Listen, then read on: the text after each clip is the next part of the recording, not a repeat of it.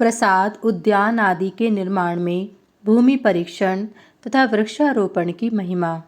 सूत जी बोले, ब्राह्मणों, देव मंदिर, तड़ाग आदि के निर्माण करने में सबसे पहले प्रमाण अनुसार ग्रहित की गई भूमि का संशोधन कर 10 हाथ अथवा 5 हाथ के प्रमाण में बैलों से उसे जुतवाना चाहिए। देव मंदिर के लिए ग्रहित भूमि को सफ़ेद बैलों से तथा कूप, बगीचे आदि के लिए काले बैलों से जुतवाएं। यदि वह भूमि गृह याग के लिए हो तो उसे जुतवाने की आवश्यकता नहीं, मात्र उसे स्वच्छ कर लेना चाहिए।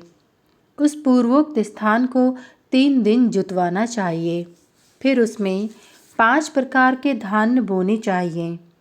देव पक्ष में तथा उद्यान के लिए 7 प्रकार के धान्य वपन करने चाहिए। मूंग, उड़द, धान, तिल तथा सामा, ये 5 व्रीहि गण हैं। मसूर और मटर या चना मिलाने से 7 व्रीहि गण होते हैं। यदि ये बीज 3, 5 या 7 रातों में अंकुरित हो जाते हैं तो उनके फल इस प्रकार जानने चाहिए। 3 रात वाली भूमि उत्तम, 5 रात वाली भूमि मध्यम तथा 7 रात वाली भूमि कनिष्ठ है। कनिष्ठ भूमि को सर्वथा त्याग देना चाहिए।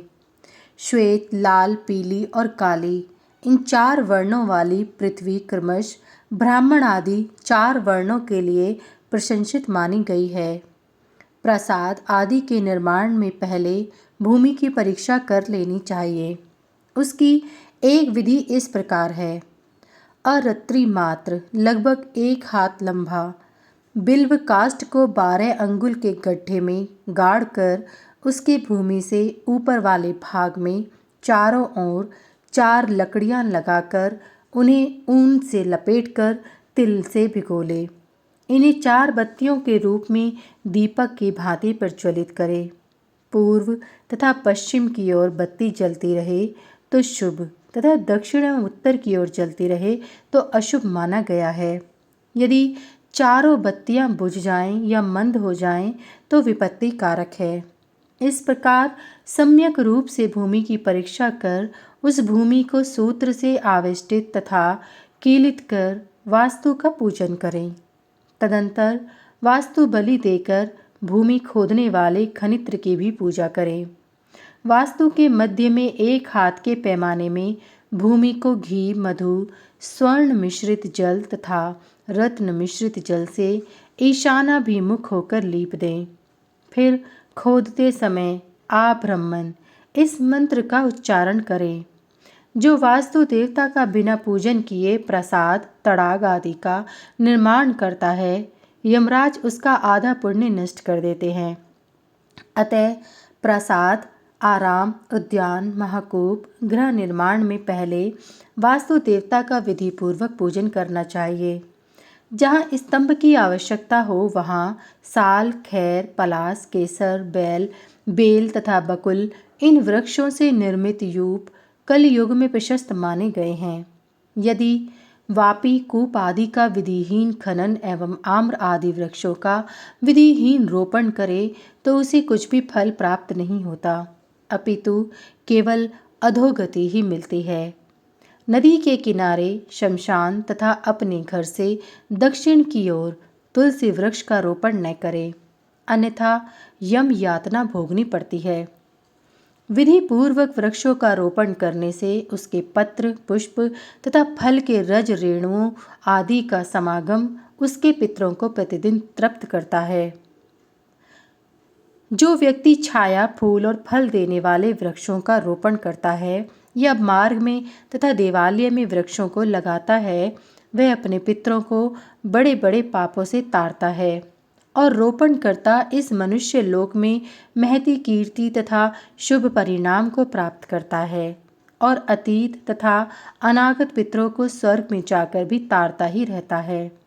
अतः द्विजगण, वृक्ष लगाना अत्यंत शुभदायक है। जिसको पुत्र नहीं है उसके लिए वृक्ष ही पुत्र है।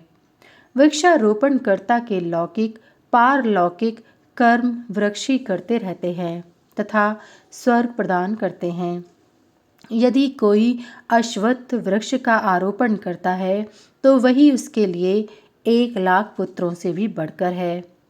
अतएव अपनी सद्गति के लिए कम से कम 1 या 2 अथवा 3 अश्वत्थ वृक्ष लगाना ही चाहिए। 1,000 लाख करोड़ जो भी मुक्ति के साधन हैं, उनमें एक अश्वत्थ वृक्ष लगाने की बराबरी नहीं कर सकते। अशोक वृक्ष लगाने से कभी शोक नहीं होता।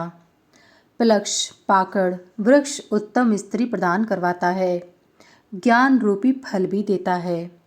बिल्व वृक्ष दीर्घ आयुष्य प्रदान करता है। जामुन का वृक्ष धन देता है। तेंदू का वृक्ष कुल वृद्धि कराता है।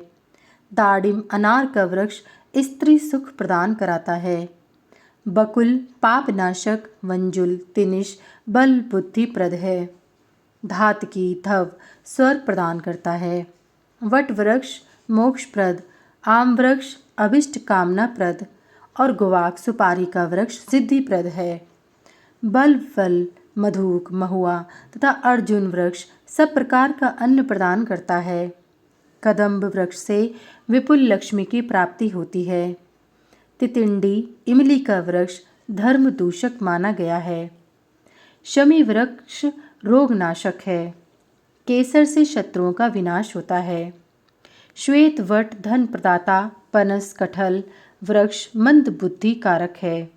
मरकटी केवांच एवं कदम वृक्ष के लगाने से संतति का क्षय होता है। शीशम, अर्जुन, जयंती, करवीर, बेल तथा पलाश वृक्षों के आरोपण से स्वर्ग की प्राप्ति होती है। विधि पूर्वक वृक्ष का रोपण करने से स्वर्ग सुख प्राप्त होता है और रोपणकर्ता के 3 जन्मों के पाप नष्ट हो जाते हैं। 100 वृक्षों का रोपण करने वाला ब्रह्म रूप और 1000 वृक्षों का रोपण करने वाला विष्णु रूप बन जाता है। वृक्ष के आरोपण में वैशाख मास श्रेष्ठ एवं ज्येष्ठ अशुभ है। आषाढ़, श्रावण तथा भाद्रपद ये भी श्रेष्ठ हैं। आश्विन कार्तिक में वृक्ष लगाने से विनाश या क्षय होता है। श्वेत तुलसी प्रशस्त मानी गई है। अश्वत्थ, वट वृक्ष और श्री वृक्ष का छेदन करने वाला व्यक्ति ब्रह्मघाती कहलाता है। वृक्ष छेदी व्यक्ति मूक और सैकड़ों व्याधियों से युक्त होता है। तितिंडी के बीजों को इच्छु दंड से पीसकर उसे जल में मिलाकर सींचने से, अशोक की तथा नारियल के जल एवं शहद जल से सींचने से आम्र वृक्ष की वृद्धि होती है। अश्वत्थ वृक्ष के मूल से 10 हाथ चारों ओर का क्षेत्र पवित्र पुरुषोत्तम क्षेत्र माना गया है और उसकी छाया जहाँ तक पहुँचती है तथा अश्वत्थ वृक्ष के संसर्ग से बहने वाला जल जहाँ तक पहुँचता है वह क्षेत्र गंगा के समान पवित्र माना गया है। सूची पुनः बोले, हे विप्रश्रेष्ठ, तांत्रिक पद्धति के अनुसार सभी प्रतिष्ठा आदि कार्यों में शुद्ध दिन ही लेना चाहिए। वृक्षों के उद्यान में कुआं अवश्य बनवाना चाहिए। तुलसी वन में कोई याग नहीं करना चाहिए। तालाब, बड़े बाग तथा देवस्थान के मध्य सेतु नहीं बनवाना चाहिए, परंतु देवस्थान में तड़ाग बनवाना चाहिए। शिवलिंग की प्रतिष्ठा में अन्य देवों की स्थापना नहीं करनी चाहिए। इसमें देश काल और शैवागमों की मर्यादा के अनुसार आचरण करना चाहिए। उनके विपरीत आचरण करने पर आयु का ह्रास होता है। हे द्विजगण, तालाब, पुष्करणी तथा उद्यान आदि का जो परिमाण बताया गया हो, यदि उससे कम पैमाने पर ये बनाए जाएं तो दोष है, किंतु 10 हाथ के परिमाण में हो तो कोई दोष नहीं है। यदि वे 2000 हाथों से अधिक प्रमाण में बनाए गए हों तो उनकी प्रतिष्ठा विधि पूर्वक अवश्य करनी चाहिए।